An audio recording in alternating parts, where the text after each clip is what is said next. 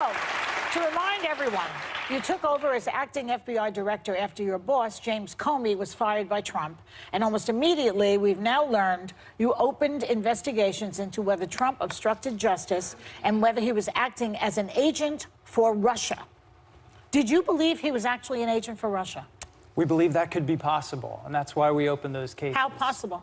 Well, you know, Joy, the FBI doesn't open cases because we like a person or we don't like a person. We don't open cases because we are political in one direction or another. We open cases because we look at the information we have in our hands at the time. Yeah. And if that information gives us a credible, articulable basis to believe that a threat to national security exists or that a federal crime may have been committed, it is our obligation under those circumstances to open a case. That's the determination we went through and decided to open a case on the president. When you say we and our, who are we talking about? How many, Yeah. what goes into making that decision? Who calls Sure. it? So that was the recommendation that came to me from the investigative team that was responsible for the investigation of Russian interference into the 2016 election.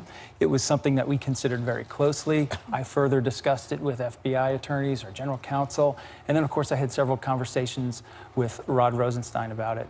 Following that process, Rod and I together briefed congressional leadership about the steps we had taken. But to play a devil's advocate on this, it looks like it was an attempt to lash out at Trump, who had just fired your boss. Do you actually believe that Russians ordered Trump to fire Comey?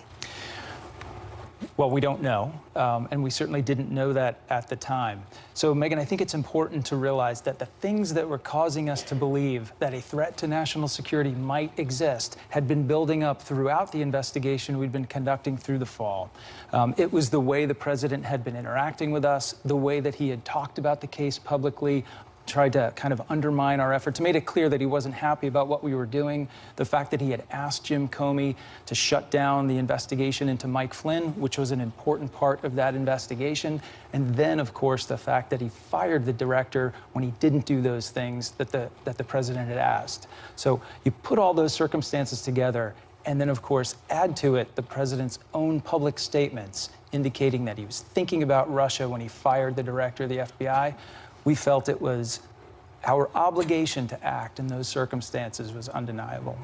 Let me ask you this, Director. You had a lot of meetings with Dag Rosenstein during this time, and on more than one occasion, he offered, you say seriously, he said it was a joke, to wear a wire into the White House.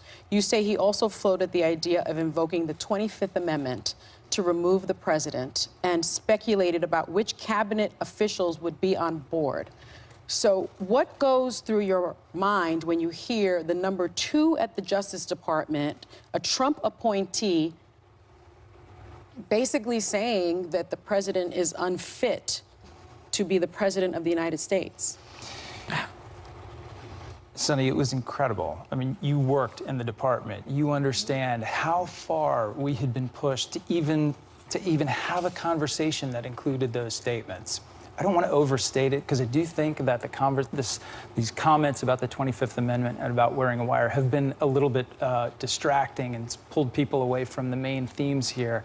But nevertheless, we were all operating under incredible stress. We were all grappling with this idea that we have a president who we think may have committed obstruction of justice, who we think may in fact be a threat to national security. What do we do in this circumstance? So you can see that in those conditions, those incredibly stressful times, Rod Rosenstein, who had been in the position only for a few weeks and was kind of figuring these things out, it seemed, as he went along, it was not outrageous that he would make comments off the top of his head that were things that we, of course, did not follow up on. The DOJ did respond, saying Rosenstein never authorized recording the president and was not in a position to consider invoking the 25th Amendment. In my mind, that's not exactly a denial. Well, it's not. It is true that the Deputy Attorney General never authorized conducting a recording of the president. That is because we never asked for that authorization. This was a comment that Rod... Should you have? I don't believe so. No. No, I don't believe so. It's something that we talked about but never seriously considered. It seemed like such a overwhelmingly risky and unnecessary thing to do. I mean, if you- Again, I'm going to ask you, who's we? Who are you So actually? this is that same small group of people that I was working with at the FBI, the investigative team and my counsel at the time. No one at the Those are FBI acts alone. those are still big things. And when you talk about Rod Rosenstein bringing up the 25th Amendment, talking about wearing a wire, you didn't write about it in your book, which surprises me because that's one of the biggest pieces of what we've experienced, what we've been talking about the past few years. But Trump isn't a fan of yours. And he thinks from the beginning it's been sort of your mission to get him out of the White House. He tweeted over the weekend saying that your story is deranged. He said that you and Rod Rosenstein were, quote, planning a very illegal act and got caught. Even Senator Lindsey Graham, head of the Senate Judiciary Committee, has said he's launching an investigation, that this is a coup. Was this a coup from the beginning? Because it's not just Lindsey Graham. You have, as you know, many people that are questioning what happened during that time. Sure. So the fact that the president uses the word coup or uses language in his tweets that aren't true, that are blatantly false, should not be surprising to us.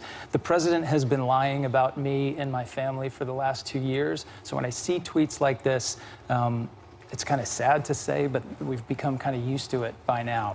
The fact is, and it's not in my book for exactly this reason, I made the decision not to include these comments in the book because they were exactly that. It never went beyond the realm of a brief, offhanded comment by the Deputy Attorney General to me. I'm not aware of any steps that were taken to execute this. I'm not aware of any meetings that were pulled together to discuss it. There was no further discussion that I'm aware of, and I was afraid that it would distract from the very important things that I'm trying to talk about. Andrew, when Trump tweets against you, don't get sad, honey, get happy. It's the best thing that can happen for your book sales.